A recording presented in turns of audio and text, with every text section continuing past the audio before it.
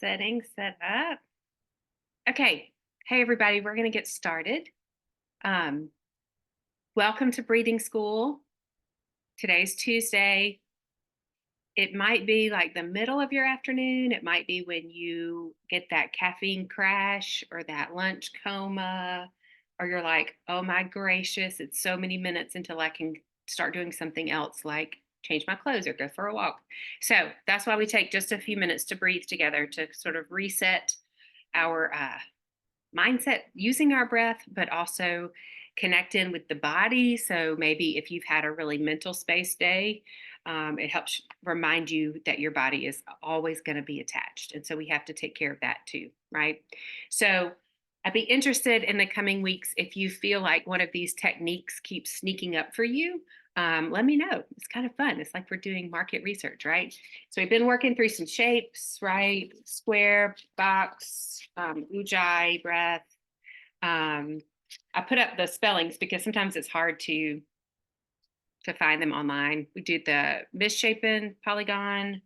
We did the alternate nostril breathing, which you can always do. That connects right brain with left brain, especially if you've had a day where you've had to be really analytical and you want to kind of think, oh, where's my creative side? That alternate nostril breathing is always helpful. Today, we're going to move towards two other kinds. One is called the Valsalva Maneuver, and I spelled maneuver wrong at first, but then I squeezed the U in there. So Valsalva Maneuver. Yeah. Let me let Corey in here. So Valsalva Maneuver. I wrote it in the chat too, if you want to write it down so that you could Google it later. But this is one of the many ways in the polyvagal theory that we can get in touch with our vagus nerve, if you need to know that, or your cat gets in your computer space. So what we're going to do with the Valsalva Maneuver is we're going to lift the head a little bit more off the shoulders.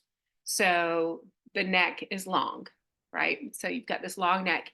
And now you're going to gently pull the chin in slightly towards the throat so that the back of the neck is really smooth. So you're just pulling the chin in slightly. Now we're going to inhale through the nose, a deep inhale together. And then when you're ready to exhale, you're going to part your lips slightly as if you were blowing up a really tiny balloon, and you're going to blow out.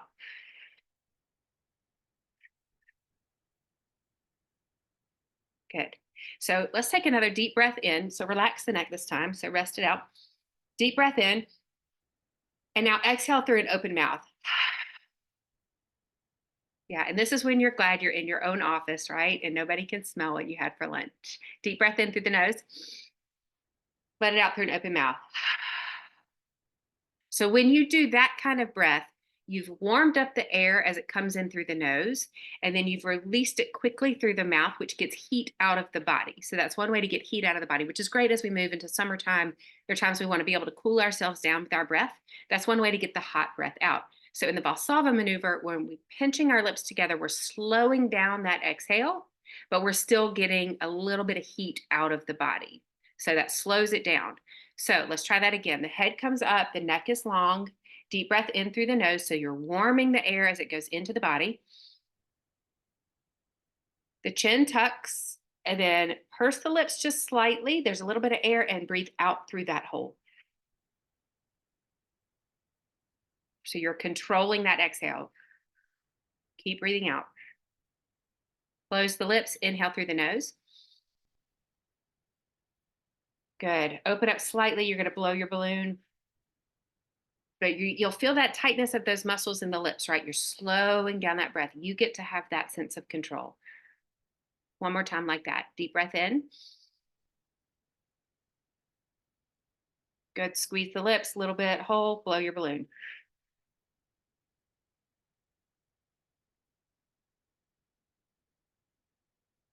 You might surprise yourself at how much breath you have, right? So keep blowing that out. Keep blowing it out. Good. Good. Okay. Now shake that off. So that is using that breath technique with your face, right? We're going to add the body to it. So when we think about the right side of our body and the left side of our body, we think of this midline that goes down the middle. So like your brain has two sides, you have two nostrils, right? So the midline is here in the nose. You can think of the chin here, the middle of the throat, middle of the chest. in between the ribs can mark a midline, all the way down till when you have two legs going out, right? So if your seated situation and your wardrobe allows, you're going to cross your legs or cross the ankles, but just enough so that whatever's crossed can push against each other. So if you've got one leg crossed over the other and you can push your legs against each other, like squeeze it together, push against each other, like all of that, that finds your midline, right?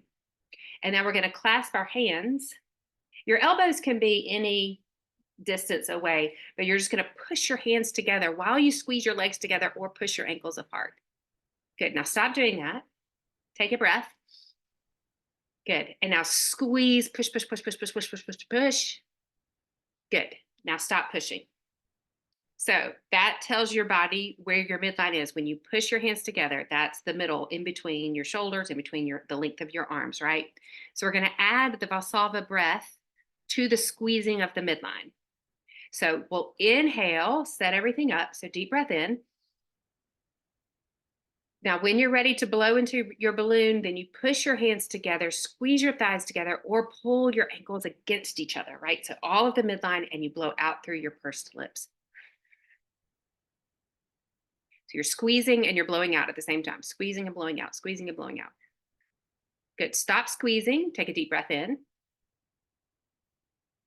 Squeeze and blow out. Notice the length of your breath. Good. One more time or take a break. Deep breath in, stop squeezing. Exhale, push. Push, push, push, push, push, push, push. Then you can release that hold. Good. Go back to your comfortably seated position. Now, what's funny is that sometimes when we do this, like the next day, some of your arm muscles will be sore. And you're like, I was just pushing against myself, right? Like you weren't even lifting weights. But that can give us information about how much tension we're carrying in the body. And when you work against yourself instead of supporting yourself, it can make you sore, right? So if you're having that negativity type of like beating yourself down about something, that's going to make you sore the next day. You'll have an emotional hangover, right? So when you're pushing against yourself, you're finding your midline, you're activating your muscles, you're using all of that. And then when you use your breath to work through that too, that connects mind to body. So that's your mindfulness Valsalva Maneuver right here, if you want to Google it. But you just engaged your vagus nerve and brought your blood pressure down. Not blood pressure, your heart rate. One of those, it's related. Now, moving on. Take a breath. Let it out. Take a sip if you need it. Get centered in your chair. We're moving to our next form of breathing. So you get two kinds in breathing school today. This one is called Bhramari. So Bhramari,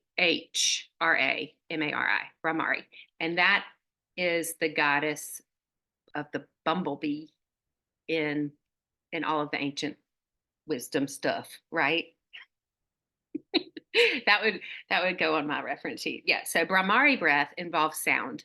So when a bee is pollinating a flower, the bee buzzes, which causes motion, right? So sound waves cause motion, and they can cause relaxation to move through the body. It could cause the brain to talk through the nerves to the body to calm it down. That's why chanting is a part of so many rituals, why singing is a part of a ritual of a ceremonial type beginning or end, because it unites your body and your mind through sound. So when the bee buzzes to pollinate the flower, the sound waves and the movement of the bee knock the pollen off the flower to stick to the bee, so then it can take it to the next flower, right? So they're using sound in the way that they procreate, right? So we're going to use that in our body too.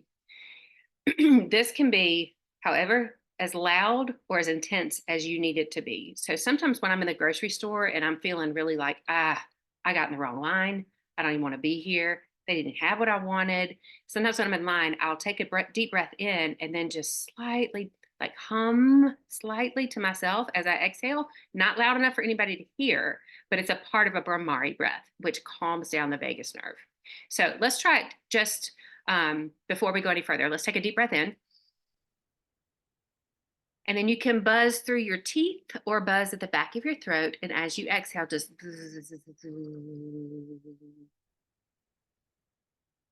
So if you did it through your teeth, let's try it again and keep the lips closed this time. Deep breath in and then buzz through your mouth. So you might notice when your lips are apart, you feel the vibration through the teeth more. When your lips are together, you might feel it coming through your nose more. Depending on if you're an amazing singer or you have more space in there or you have a sinus infection right now or you've got extra drainage, you might even feel it some in the back of the throat. So we want to move towards where we have an inhale and then a sound-induced buzzing exhale with the mouth closed. Let's try one more time. Deep breath in. Breathe out, buzz.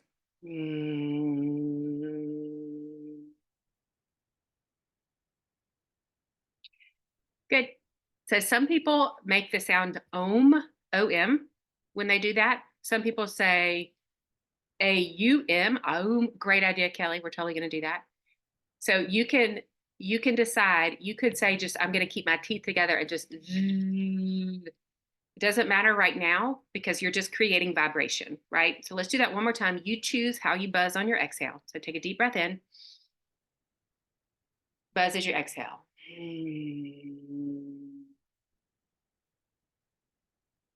Good. So adding on to that, optional here, if you take your thumbs and you put them in your ears, so just like push that flap in. You don't have to stick your whole thumb in. But wait, don't do it yet because then you can't hear me. Occupational hazard, right? So we're gonna, one option is to bring fingers to your eyelids and thumbs to your ears so that you are eliminating two of your senses so that you can go in deeper to the vibration sound. And this also helps accelerate the calming down process. So we're gonna do 2 deep breaths together with our ears plugged and eyes closed. If having one eye open is better for you or both eyes open, great. If you just want to plug one ear to experience the vibration in your body, great. Again, most of your cameras are off. Nobody can see you unless you want them to, so you get to decide. So we'll plug your ears and your eyes if that's where you are today. And let's take a deep breath in through the nose. As you exhale, buzz, hum, om with your mouth closed.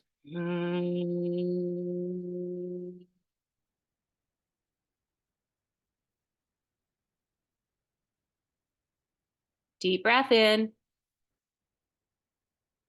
and buzz.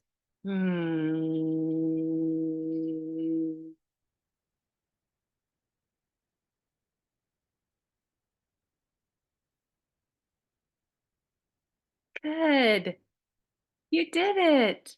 You might still be buzzing and exhaling. Okay, so that's our quick lesson of the Valsalva Maneuver and the Bhramari buzzing breath. If you want to turn on your screen and us buzz together, you can unmute yourself and we could buzz together, or you can move on to the rest of your day and just know we're so grateful you came to breathing school. Whoop, whoop, whoop.